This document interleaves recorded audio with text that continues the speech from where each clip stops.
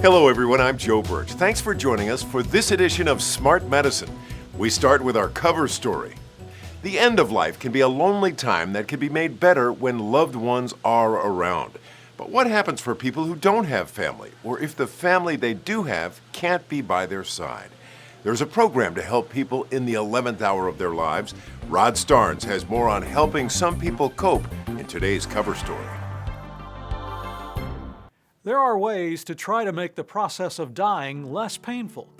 Centers like the Baptist Reynolds Hospice House in Collierville try to meet the needs of people in their final days.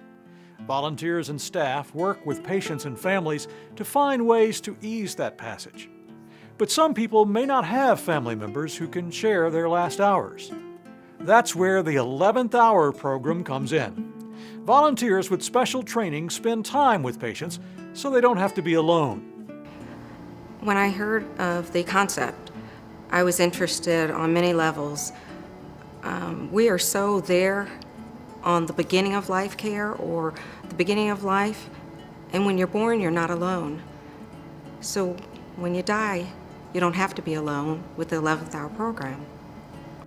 Volunteers are on call, available to come whenever they're needed.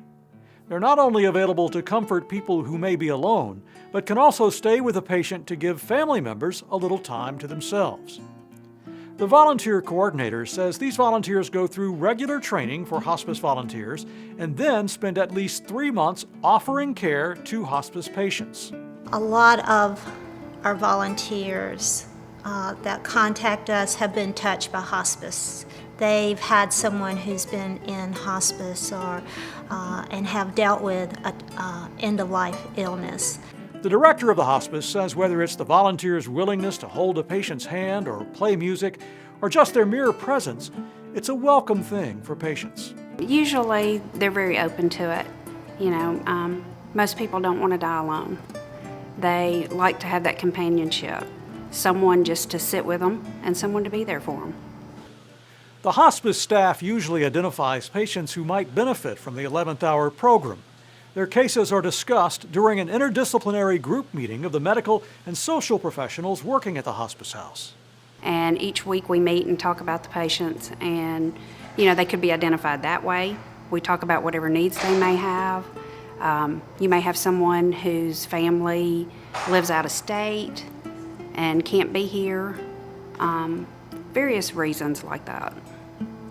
Rather than trying to cure an illness, the 11th Hour program follows the main purpose of hospice, which is to make people comfortable, ease their pain, and support them through the process of dying. You walk into a room and you do not know this patient at all.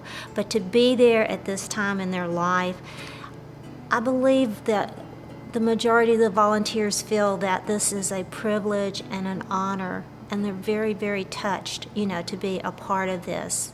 It definitely makes you reevaluate your own life and just realize how important family is. And if you don't have a family, or if you have estranged family members, then having even a total stranger can become family during a terminal illness. For more information on volunteering and the 11th Hour program, call the Baptist Trinity Hospice at 767-6767. For Smart Medicine, I'm Rod Starns.